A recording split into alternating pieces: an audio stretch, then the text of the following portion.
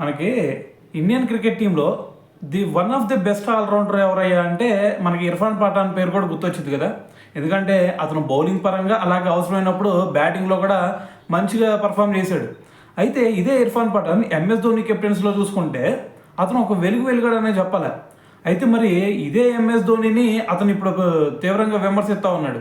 అయితే ఏమంటున్నాడు భయ్య అంటే, మీకు అంతకుముందు చూసుకుంటే ఇది 2009 నుంచే ఇర్ఫాన్ పఠాన్ కొంచెం కన్మరుగు అయిపోయాడు ఇండియన్ టీంలో. సో దాని తర్వాత 2012లోనే ఏమో లాస్ట్ మ్యాచ్ ఆడినట్టున్నాడు.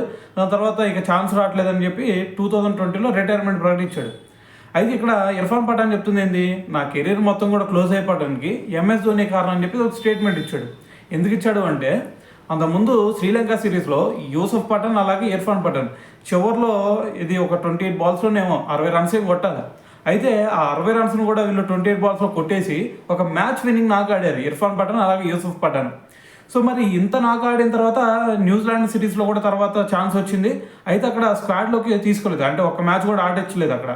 అయితే దీని గురించి వెళ్ళి గ్యారీ కిస్టన్ అడిగేశాడు, ఏంది నేను మొన్న శ్రీలంక సిరీస్లో చూసుకుంటే అంత మంచి పర్ఫార్మెన్స్ ఇచ్చాను, మరి నాకేంది ఇక్కడ అసలు నువ్వు ఛాన్స్ కూడా ఇవ్వట్లేదేంది మీరు అని చెప్పేసి ఒక క్వశ్చన్ అడిగాడు అనమాట.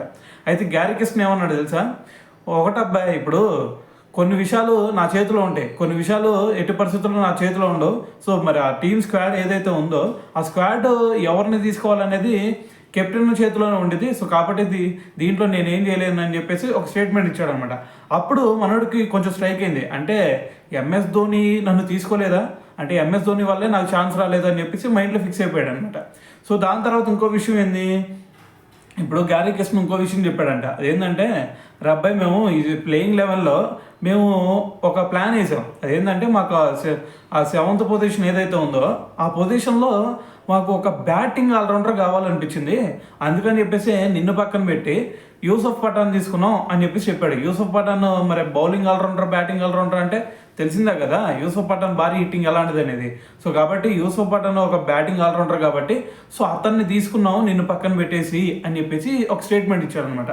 సో మరి అందుకని చెప్పేసి ఇప్పుడు ఇర్ఫాన్ పఠాన్ ఏమంటున్నాడంటే, ఓకే ఎంఎస్ ధోనియే నా కెరీర్ క్లోజ్ అవడానికి కారణం అయ్యేటప్పుడు, సో మరి నన్ను ఆ రోజు స్క్వాడ్లో తీసుకోలేదు, స్క్వాడ్లో తీసుకున్నట్టయితే ప్రూవ్ చేసుకునేవాడిని, సో మరి దీని అంతటికి కారణం ధోని అని చెప్పేసి ఒక స్టేట్మెంట్ ఇచ్చాడు అనమాట.